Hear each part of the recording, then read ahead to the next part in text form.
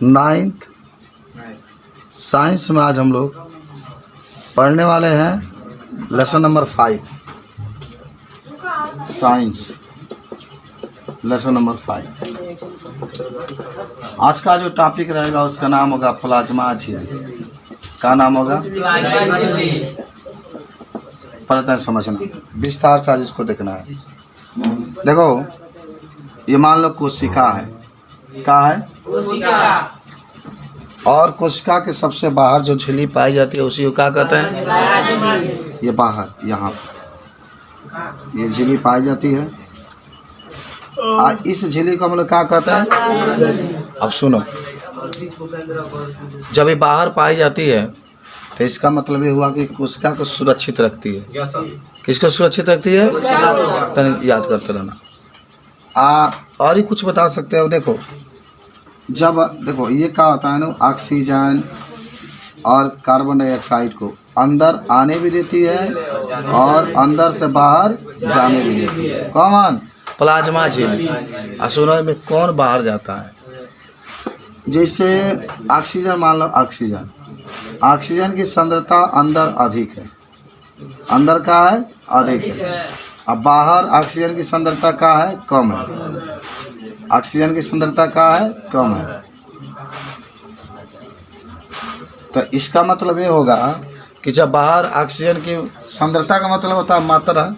सांद्रता पढ़े थे ना आप? हम बता रहे हैं कि अगर जल है, जल में किसी पदार्थ को डालेंगे, जल में किसी पदार्थ को क्या करेंगे? डालेंगे।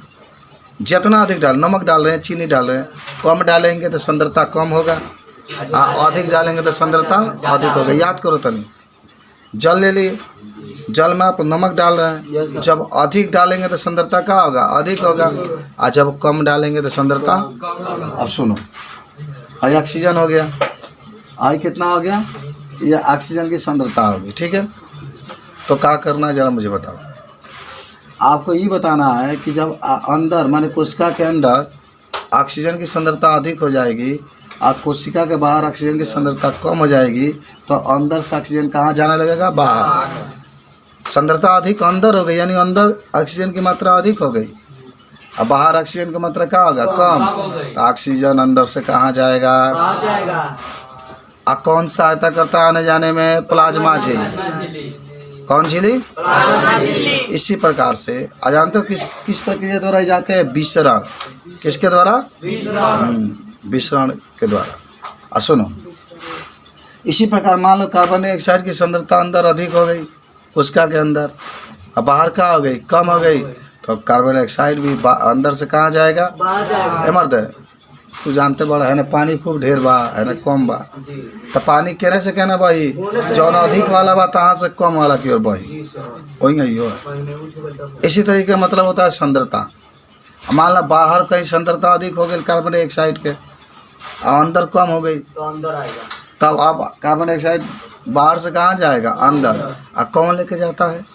प्लाज्मा झिल्ली लेके जाता है ना। तो ये सब लिखा सकता है।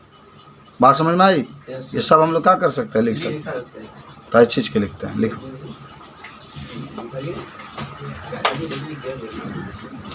कुछ समझे हो ना?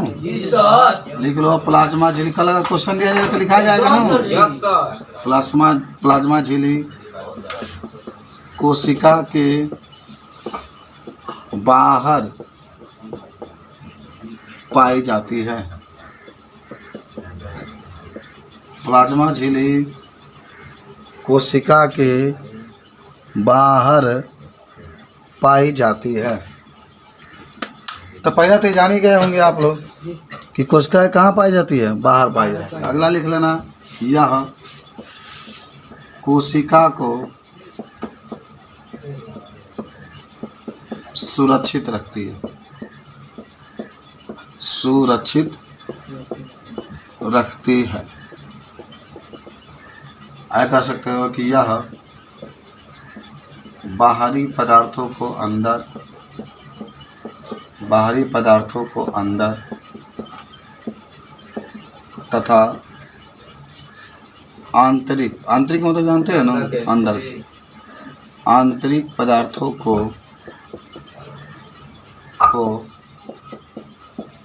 बाहर जाने में सहायता करती है, सहायता करती है तथा पदार्थ विसरण द्वारा आवागमन करते हैं, आवागमन करते हैं, आवागमन करते हैं। जब ऑक्सीजन, कार्बन डाइऑक्साइड या जल किसी का भी सांद्रता O2 का ऑक्सीजन कहते हैं, CO2 कार्बन डाइऑक्साइड या जल किसी का भी सांद्रता यदि बढ़ जाता है तो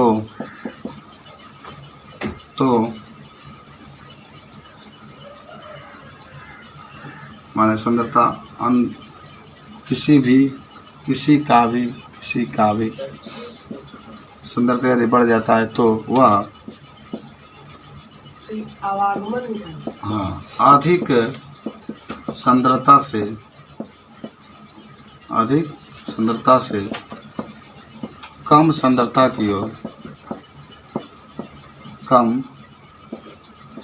की ओर गति करने लगता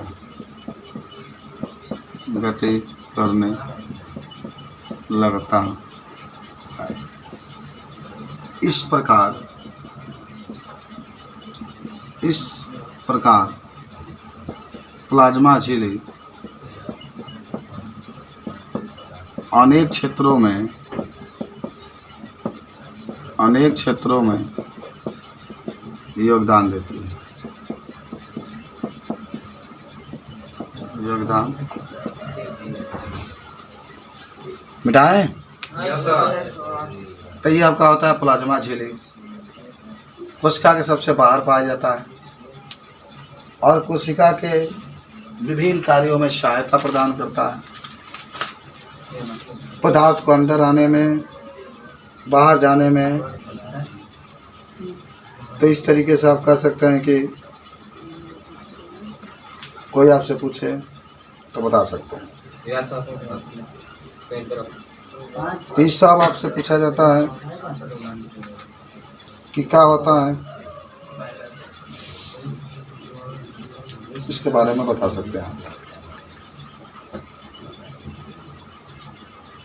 कोई दिक्कत है? नहीं सर, कोई दिक्कत नहीं है। इसमें क्या होगा ना, को बढ़िया समझो। पहले फिगर देखो, हमारे पास 2 बीकर हैं। क्या बीकर है? 2 बीकर। इसको हम लोग अर्धपारगम में झिल्ली से जोड़ दिए। अर्धपारगम में झिल्ली माने एक प्रकार का झिल्ली होता है जहाँ से पानी तो निकल जाएगा, पानी माने गिरेगा तो निकल जाए, लेकिन बाकी कोई चीज़ नहीं है। तो अर्धपारगम में झिल्ली तो जरा देखो, हमने 2 बीकर लिए, बीकर नंबर 1, बीकर नंबर 2 में खाली पानी भर दिए। खाली क्या भर दिए? पानी। हे में क्या भर दिए हैं? पानी प्लस नमक या चीनी, जो भी कहो। तो है कि खाली कहिए विलायक, का कहा जाएगा? काहे विलायक कहिए? काहे कि में कोनो चीज बने, खाली पानी है। इसको क्या कहेंगे? विलियन। काहे विलियन कहेंगे? काहे कि इसमें पानी के साथ क्या है? नमक। पानी के साथ जैसे विलायक बा, तो में खाली पानी बा तो विलायक, में पानी के साथ क्या मिलल बा? नमक। तो क्या कहेंगे इसको? तो सुन लो, अगर हम आपसे पूछे कि बताओ किसका सांद्रता अधिक है, तो क्या कहोगे? चीनी और पानी का है ना। अरे यार, इसकी सांद्रता अधिक है। क्यों है? क्योंकि नमक मिलाए हैं, बाहर से कोई चीज़ मिलाए हैं, आहे में कुछ भी नहीं मिलाए हैं, तो इसका सांद्रता क्या होगा? कम है। क्या है? तो सुनो, क्या करो? कि जब कम सांद्रता वाले विलयन से विलेय का कण, कौन कण? विलेय का कण, यानी जल के कण जब अधिक सांद्रता वाले विलयन की ओर गति करते हैं, तो इसी को हम लोग क्या कहते हैं? परासरण कहते हैं। परासरण कहते हैं। खाली पानी बा, पानी निकल के में जाता पानी और नमक में, तो इसको क्या कहते हैं? परासरण। कौन दिक्कत? नहीं सर। अच्छा सुनो, तो पहले परासरण लिख लो, फटाक से लिख लो, 1 मिनट का तब बनाने से। जब कम सांद्रता वाले, सर बोलिए। उसका सांद्रता मतलब अधिक है। हाँ। तो सांद्रता जिसमें कम है उसमें न जाएगा, पानी में न जाएगा। नहीं, परासरण में न कम सांद्रता वाले से विलय कण अधिक सांद्रता वाले जाते हैं। आप विसरण रहता है, क्या रहता है? तब भैया था पारगम में सही में आता। तो विसरण रहता तो ये हाइड नहीं लगाते, झिल्ली नहीं लगाते। चलो देखिए, जब कम सांद्रता वाले विलयन से विलय का कण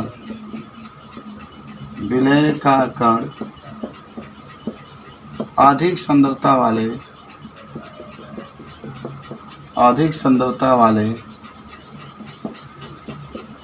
विलयन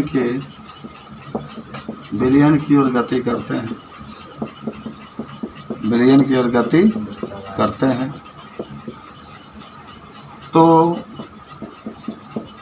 इसे परासरण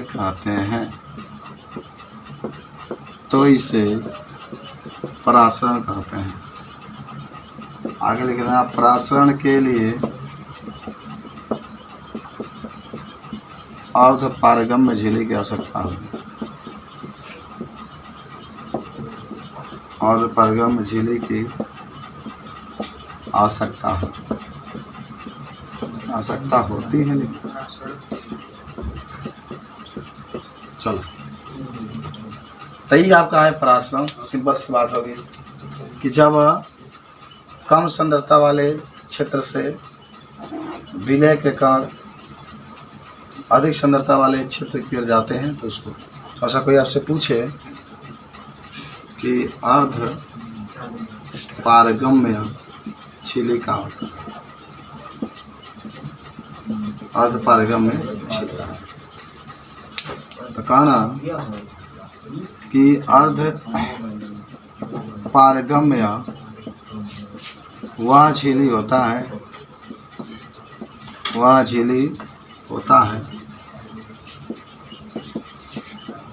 जिससे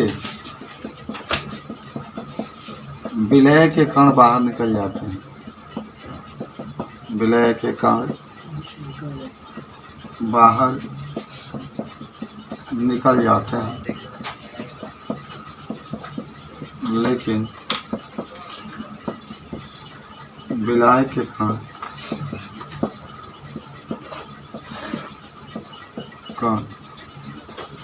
लेकिन अन्य कण, विलय में तो लिखना जल, अन्य कण बाहर नहीं निकलते।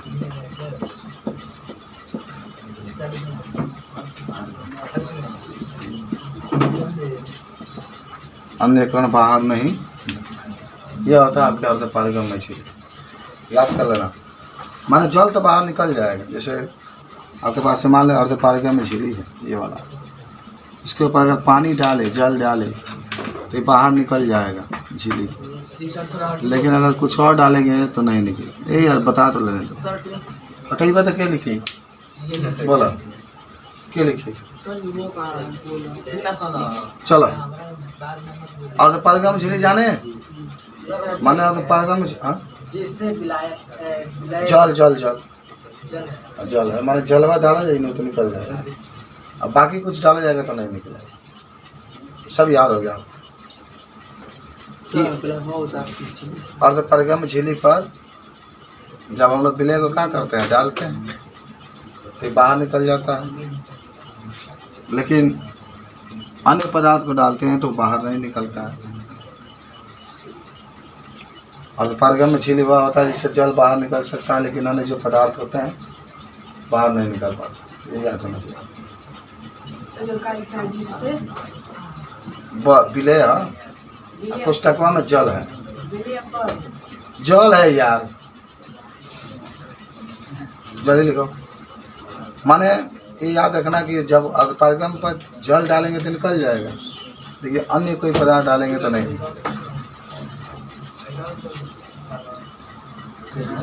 विश्रण के पास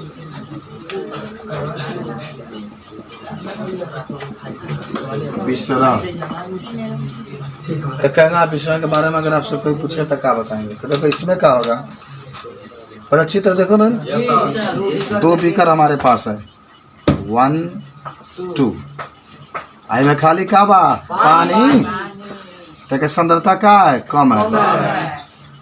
ये तो कब नहीं भूलोगे तुम लोग यार। नहीं सर, ये रहता हो। इसमें क्या है, पानी है, नमक चाहे चीनी जो भी मिला, नमक है सस्ता में मिला, तो इसकी सांद्रता क्या है, हाँ। आपको तो पढ़वा कैला हुआ कि कार्बन डाइऑक्साइड की सांद्रता अधिक हो जाती है तो अधिक से कम किया जाता है। तो जो विलय के कण होंगे वह किसके तरफ गति करेंगे, अधिक सांद्रता वाला क्षेत्र से कम सांद्रता वाले क्षेत्र की ओर गति करेंगे। तो लिख लो कि जब अधिक सांद्रता वाले विलयन से कम सांद्रता वाले विलयन के और कण गति करते हैं, कण गति करते हैं, तो इसे क्या कहते हैं, विसरण कहते हैं। तो क्या कहते हैं, इसे विसरण कहते हैं। एक और चीज़ लिख देना कि विसरण में अर्ध पारगम में झिल्ली की आवश्यकता नहीं होती है।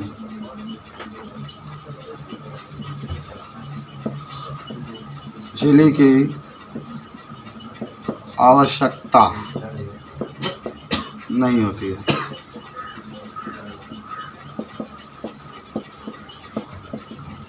बात समझ रहे हैं? तो जब क्या होता है, अधिक सांद्रता वाले, जब अधिक सांद्रता वाले से कम सांद्रता वाले विलयन की ओर कण गति करते हैं तो इसे विसरण कहते हैं। विसरण अर्ध पारगम में झिल्ली की आवश्यकता नहीं होती है। इसमें झिल्ली नहीं लगा होता, पूरा एक के साथ बढ़ेगा। आज जिसकी सुंदरता अधिक होगी, अभी आप पढ़ भी रहे थे ना प्लाज्मा झिल्ली में कि जब कोशिका के अंदर कार्बन डाइऑक्साइड की मात्रा बढ़ जा रही थी तो कौन चल रहा था, अधिक। अगर अंदर कार्बन डाइऑक्साइड की मात्रा अधिक हो गई तो बाहर जा रही थी, अब बाहर अगर मान लो कार्बन डाइऑक्साइड की मात्रा अधिक हो गई तो अंदर आ रही। यही काम ऑक्सीजन के साथ भी हो रहा था कि बाहर ऑक्सीजन की मात्रा अधिक हो गई तो अंदर की तरफ आ रही थी, अंदर ऑक्सीजन की मात्रा अधिक हो गई तो बाहर की तरफ जा रही थी। बात समझ में आई? ये सब विसरण जान गए, परासरण जान गए। और एक और हेडिंग बना लो, परासरण दाब। परासरण दाब जल्दी लिखो। जी हो गया सर, हो गया सर। यहाँ लिख देते हैं परासरण दाब।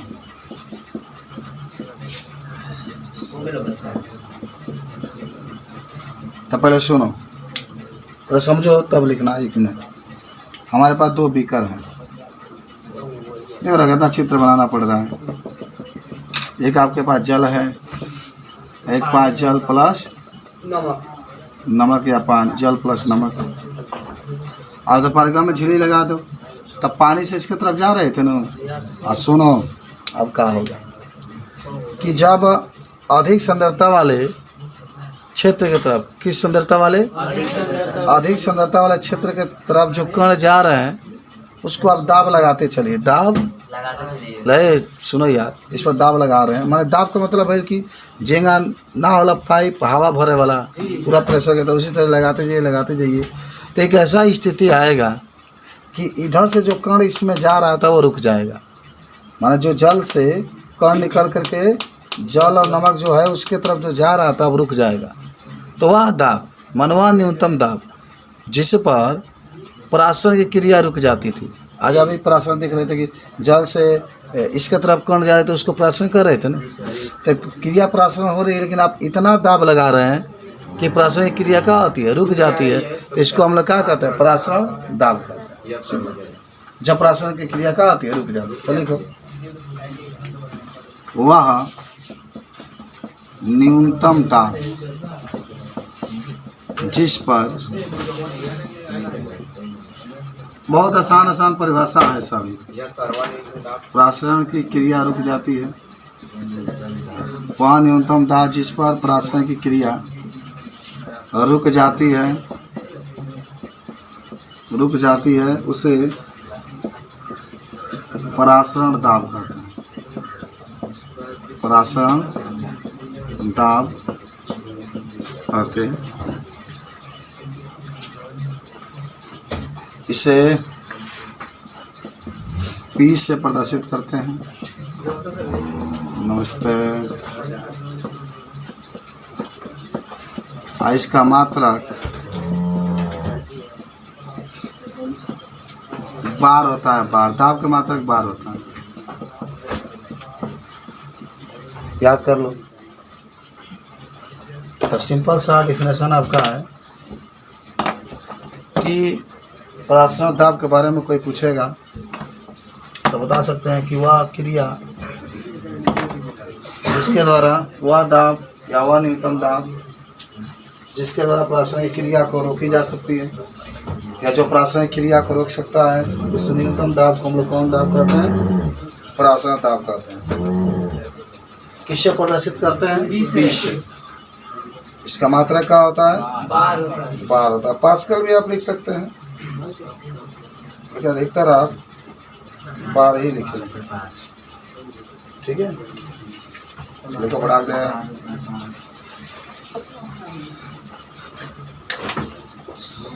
तो परासरण दाब तो जान गए ना, जिसमें परासरण की क्रिया क्या होती है? रुक जाती है। तो हम लोग परासरण कहते हैं। अब तक लिख लो, समपरासारी विलयन।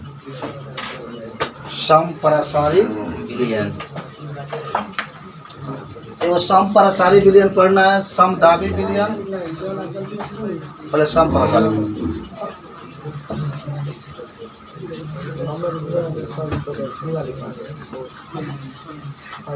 देखो हम कहाँ लिखेंगे इसको, समपरासारी विलयन में, कि हमारे पास दो बीकर है, एक ये भी बीकर है, एक ये भी बीकर है।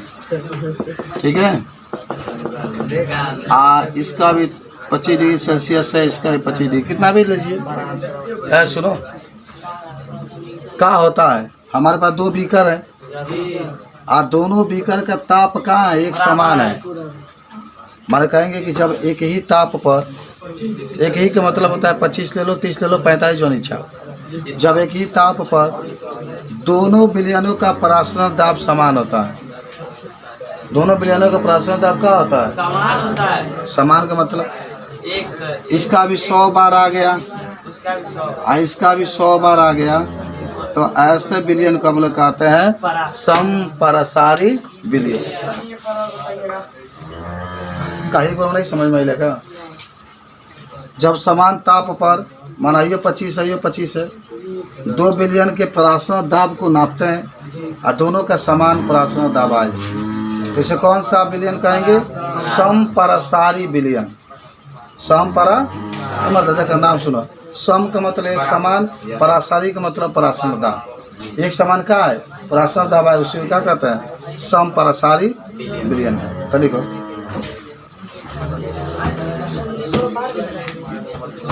सम बार परासरण दाब की मात्रा का वैसे दिखाई लो का समपरासारी विलयन। जब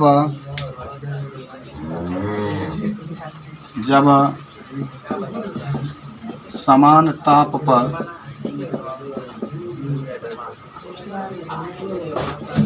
दोनों विलयनों का परासरण दाब समान होता है, परासरण दाब समान होता है, तो उसे समपरासारी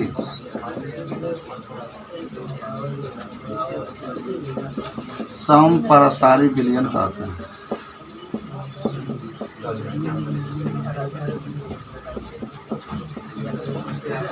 याद होगा। तापमान दोनों का समान है, यस सर। दोनों का प्रासरण दाब समान आता है, इसको हम लोग क्या कहेंगे, समपरसारी विलयन। तो समान ताप पर जब दो विलयनों का प्रासरण दाब क्या आता है, समान होता है, तो उसको हम लोग कहते हैं समपरसारी विलयन। अब सुनो, समपरसारी के बाद अतिपरसारी या अल्पपरसारी विलयन।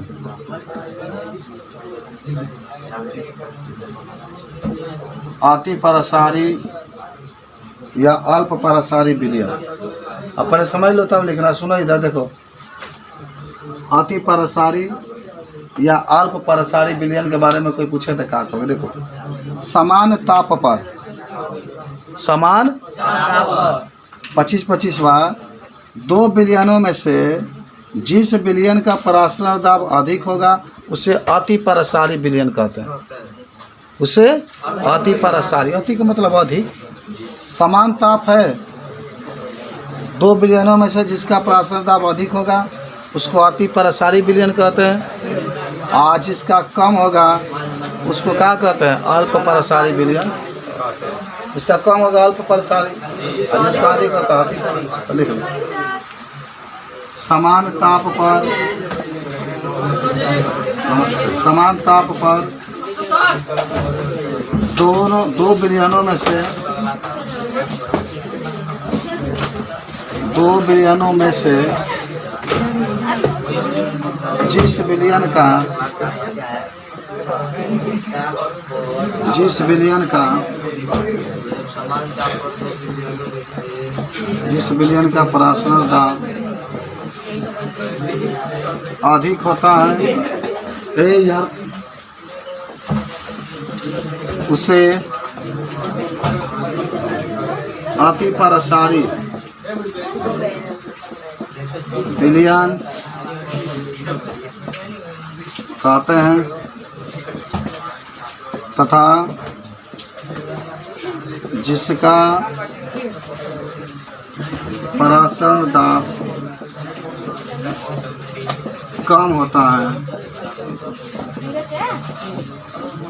उसे अल्पपरसारी विलयन कहते हैं।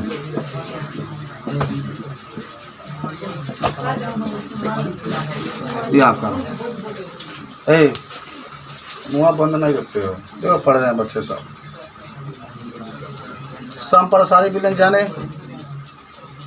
ताप दोनों का समान होगा और दोनों का ताप समान है, लेकिन जिसका परासरण दाब अधिक आ गया तो उसको अतिपरसारी विलयन कहते हैं, और जिसका कम आ गया, देखो 50 बार दिखा रहा है ना, तो इसको अल्पपरसारी विलयन कहते हैं। बात समझ रहे हो। तो समान ताप में दो विलयनों में से जिसका परासरण दाब अधिक होगा उसको समपरसारी विलयन, अतिपरसारी विलयन, और जिसका कम होगा, अल्प का मतलब होता है कम। जब अल्प की बात कहेगा तो इसका मतलब क्या आता है, कम। जिसका अधिक होगा उसको अतिपरसारी विलयन, और जिसका कम होगा उसको अल्पपरसारी विलयन कहते हैं। सब चीज़ आपको याद होना चाहिए, ठीक है। तो नोट कर लो इसको।